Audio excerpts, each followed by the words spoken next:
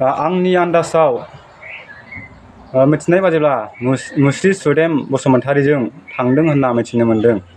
हेल' नोंथांमोन खुलुमबाय। आङो फिन मोनसे गोदान भिडिअ लाबोलायबाय। दा भाइरेलसो होननांगौ जाहैबाय बेखौ।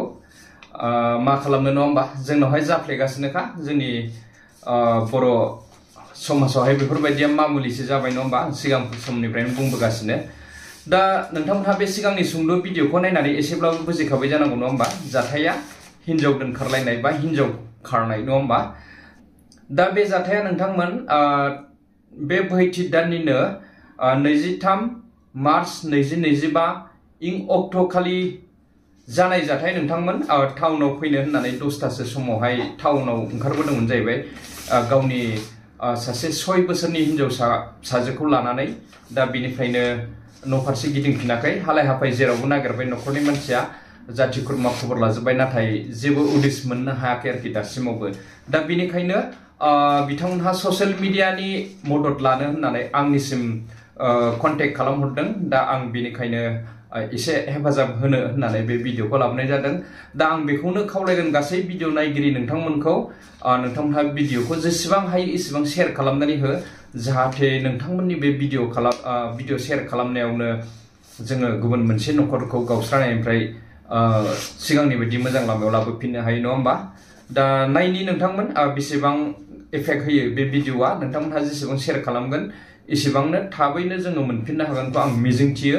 दा न'खरनिफ्राय सुंद' भिडिअ बानायनानै हरदों नोंथांमोन। बे भिडिअआवहाय जाथायनि फारसे गावनि हौवायानो डिटेलखौ खोन्थानानै होखादों। दा नोंथांमोनहा बे भिडिअनि गेजेरजोंनो मोननो हागोन आरोखि बे फिसाइया जे बुंफोरनानै होदों नङा होमबा। दा आङो अब्लाबो बे खारनाय आइजोनि मुंफोरखौ डिटेलखौ आं नोंथांमोननो एसे खोन्थाहरनो सानदों। बे आइजोनि मुङानो जाहैबाय रंजालि बसुमतारी, बैसोआ 33 इयार्स अल्ड, 33 बोसोर बैसोनि बे आइजोआ। Care of Kameswar Basumatary, village Haluwadal part 1 हा नोंथांमोन, पस्ट हालुवादाल क'क्राझार आसाम 783370 पिनक'डा, मिथिबाय।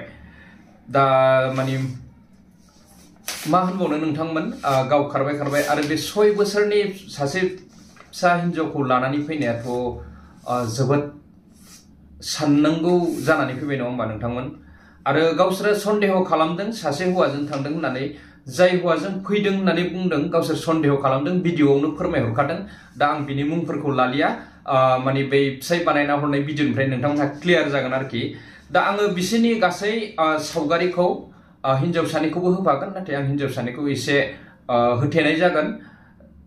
बिमानिजों हिन्जावसानिजोंखौ आं बे साइडआवनो नोंथांमोननो स्क्रिनावहाय बिसोरनि फट'खौ होगोन आरो लोगोसे कन्टेक्ट नाम्बारखौबो आङो होफानानै होगोन। नोंथांमोनहा बबेबाफोर जायगायाव नुसनबायोब्ला अननानै प्लिज नोंथांमोनहा बे स्क्रिनाव होनाय कन्टेक्ट नाम्बारावहाय कल खालामनानै खोन्थाहरनो हागोन आरो लोगोसे नोंथांमोनहा हास्लाबाबा आंनिसिमबो खोन्थाहरनो हागोन।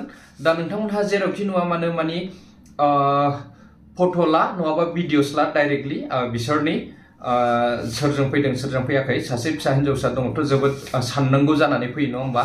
दिनै बे 6 बोसोरनि हिन्जावसा गथ'आ फिसाजोआ मा मिन्थिगौ नङा होमबा। दिनै बिमाया लानानै फैबाय, खारफाबोबाय, बायद'था फैफानांबाय नङा होमबा। बे उन्दै दुखुनांथाव बेफोरबायदिया। दा जोङो न'खरनिफ्राय हांख्रायनाय बायदियै जोङो नागिरनांगौ नङा होमबा, एसेब्लाबो ससियेल मिडियानि गेजेरजों।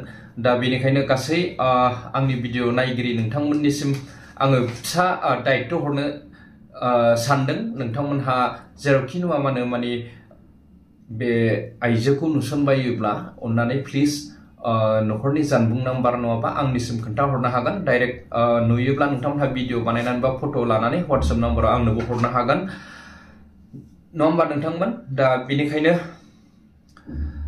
जोङो भिडिअखौ गोबां जेसेबां हायो एसेबां शेयार खालामनानै जाहाथे थाबैनो हमनो हायो एबा मोनफिननो हायो, बेखौनो आङो नोंथांमोननि सायावहाय आसा थाबाय। नोंथांमोनहा भिडिअखौ गोबांनिफ्राय गोबां शेयार खालामगोन होननानै आरो नोंथांमोनहा कमेन्टनि गेजेरजों फोरमायहर बेफोरबायदि जानाय जाथाया माब्रैहाय बेफोरबायदि जाबाय थागोन। नोंथांमोनहाबो एसे सिन्था खालामनो हायो नङा होमबा। दा आरो मोनसे आङो सांग्रांथि होनो सानदों, जाय बिथाङा बे भिडिअखौ बानायनो हरदों नङा होमबा, आंनिसिम न'खरनिसिम आङो सांग्रांथि हरनो सानदों।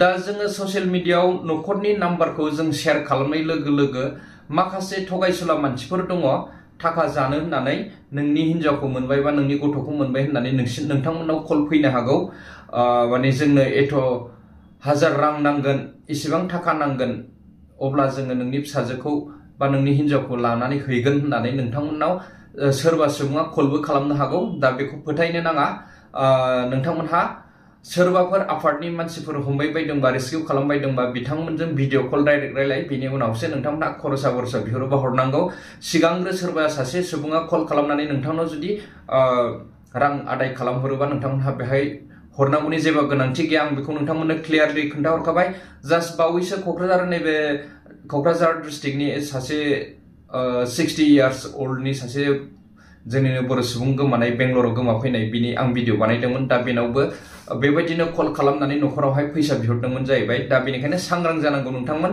दे जेखि जादोला बिदिब्ला न'खरनिफ्राय बानायना हरनाय बे सुंद' भिडिअखौ नायलांदिनि नोंथांमोन गोनां रायजो राजानिसिम आंनि मुङा कमलेश्वर बसुमतारी गामि Haluwadal district Kokrajhar post office Haluwadal pin number 783370 आंनि अनसुलि रंजालि बिसिया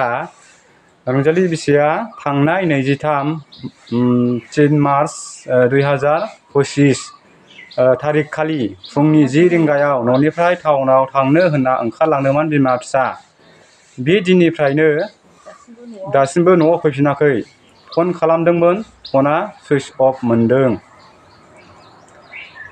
आंनि आन्दाजाव मिथिनाय बादिब्ला मुस्रि सुदेम बसुमतारीजों थांदों होनना मिथिनो मोनदों बे हौवाया बनगाव खाग्राबारिनि बिहा बिसि फिसा दंखायो न'खर दंखायो बिनिखायनो सोरबाफोर रायजो राजाफ्रा आइयाफ्रा नुसनबायदोंब्ला आंनि बिसिखौ हमनानै दोनथों होननानै आं आर'ज गाबहरो खुलुमहरो अन्नानै नैबे आंनि जानबुं नाम्बाराव खबर हरगोन होननानै आं आसा खालामबाय आइ आफाफोरनिसिम बेनोसै गोजोन्थों।